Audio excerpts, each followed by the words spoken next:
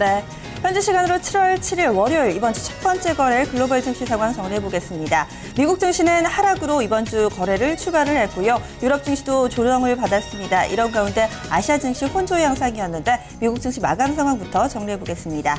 미국 증시에는 호재보다는 악재성 뉴스가 좀 더 많았습니다. 우선 골드만삭스에서는요, 기존에 예상했던 것보다 금리 인상이 좀 빨라질 수도 있겠다라는 분석을 좀 내놨고요. 이와 함께 독일 쪽 경제 지표가 좋지 못했습니다. 또 지난주 마지막 거래일 다우존스 산업평균지수가 17,000선을 넘어섰다는 것, 이런 랠리에 대한 부담감 함께 작용하면서 3대 지수 모두 다 조정을 받았는데요. 먼저 다우존스 산업평균지수부터 체크를 해보겠습니다.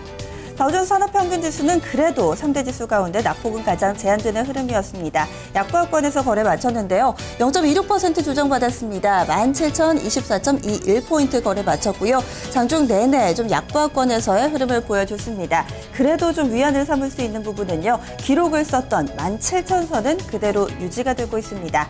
그럼 30개 구성 종목들의 흐름도 함께 체크를 해보시죠. 하락 종목이 조금 더 많았습니다. 19개 종목이 밀려났는데요. 이 가운데서 낙폭이 가장 컸던 종목은 유나이티드 헬스그룹입니다. 이어서 제약사 머크, 금융사 골드만삭스, 중공업체 캐터필러가 그 뒤를 잇는 모습이었고요. 이들 종목은 1% 안팎의 조정 흐름 받았습니다.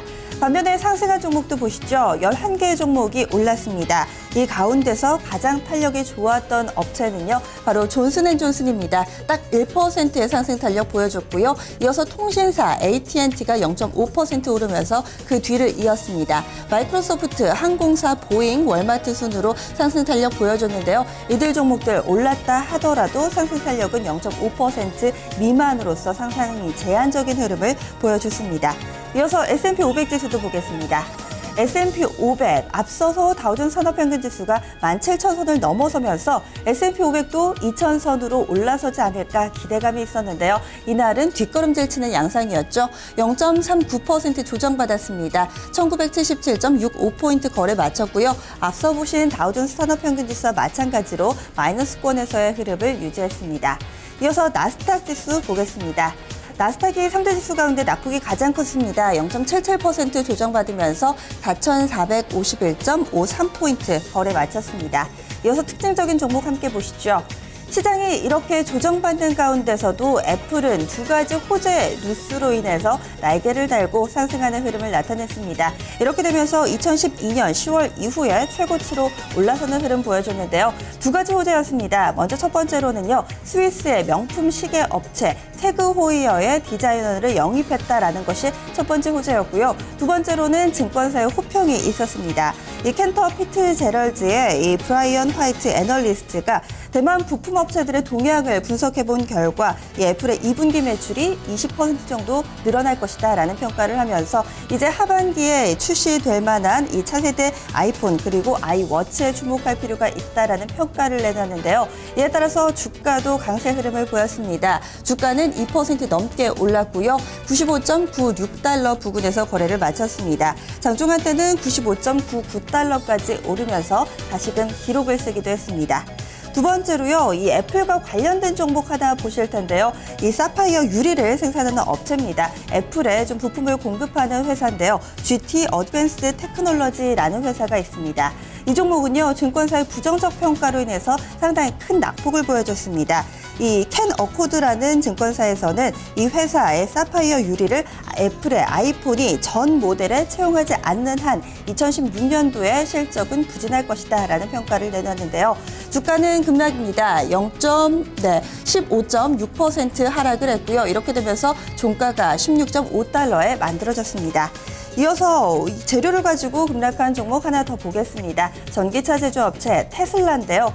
테슬라는 다시금 안정성 논란에 휘말렸습니다. 우선은 지난 4일이었습니다. 로스앤젤레스에서요. 테슬라 자동차 서비스 센터에서 한 남성이 모델 S를 훔쳐서 달아나다가 이 2대 이상의 차량과 가로등에 충돌을 했습니다. 지금 현지에서 보도가 되고 있는 부분을 확인하고 계신데요. 이 당시 사고 현장에서 모델 S는 절반으로 두 부동강이 났다고 합니다. 이 모델 S의 안전성 문제가 거론되자 테슬라는 지난 6일 해당 차량에 대해서 조사를 하겠다고 의향을 밝혔는데요. 현재 중간에 보고 계시는 이 까만색 차가 모델 S입니다. 보시는 것처럼 거의 반파 수준으로 파괴가 된 것이 확인이 되고 있습니다. 주가도 이런 영향을 고스란히 받았습니다. 이에 따라서 테슬라 이날 종가 확인을 해보시죠. 주가 2% 넘게 밀려났네요. 2.87% 조정받았고요. 222.66달러에 거래를 마쳤습니다. 앞으로 안정성과 관련해서 나오는 뉴스들 좀 더 체크가 필요해 보입니다. 앞서서 데이터 센터에서 천연가스의 가격이 비교적 크게 밀려났다라고 전해드렸죠. 이에 따라서 움직인 종목 보겠습니다. 체사피크 에너지입니다. 천연가스 가격이 3% 넘게 하락을 했는데요. 이런 영향에 천연가스를 공급하는 업체인 체사피크 이날 주가 4.61% 조정을 받았고요. 마지막 특징주 항공주 가운데서 골라봤습니다. 델타항공입니다. 최근에 항공주들은 부진을 면치 못하고 있습니다. 특히나 이날 델타항공은요, 베네수엘라의 항공편 감축 소식을 내놓으면서 주가가 또 한 번 주저앉았는데요. 이날 낙폭입니다. 4.4% 조정받으면서 37달러 선을 내줬습니다. 이어서 유럽 증시 넘어가겠습니다. 유럽 증시도 대체로 하락 마감했는데요. 그동안의 상승에 따른 차익 실현 매물이 좀 출회가 됐고요. 이와 함께 독일의 경제 지표가 예상보다 나빴던 점도 주가 하락을 부추겼습니다. 먼저 보겠습니다. 영국 FTSE 100 지수 0.6% 밀려났고요. 독일 닥스 30 지수가 1% 정도 하락을 하면서 만선을 재차 내줬습니다. 프랑스 닥스 40 지수가 낙폭이 가장 컸는데요. 1.4% 조정받았습니다. 이어서 아시아 국가로 넘어가 보겠습니다. 아시아는 혼조 양상이었는데요. 상승과 하락폭 상당히 제한됐습니다. 먼저 일본의 니케이 225 지수부터 보시죠. 그동안의 일본 증시는 이 5개월 내 최고치를 나타내면서 꾸준히 상승 흐름을 나타내는데요. 이날은 약간 뒷걸음질 쳤습니다. 보시면은 0.37% 하락하면서 15,379.44엔의 거래를 마쳤고요. 중국 증시 같은 경우는 실적 부진에 대한 우려가 있음에도 불구하고 그래도 전일 수준은 잘 지켜내는 흐름이었습니다. 0.03% 올랐고 대만 증시는 0.11% 상승, 홍콩 증시는 0.05% 하락하면서 대체로 보합권 위아래로의 등락 과정이었습니다. 이런 가운데 전반적으로 보시면 일본 증시와 홍콩 증시만 조정받았다라는 점 확인해 볼 수 있습니다. 글로벌 증시 마감 시황이었습니다.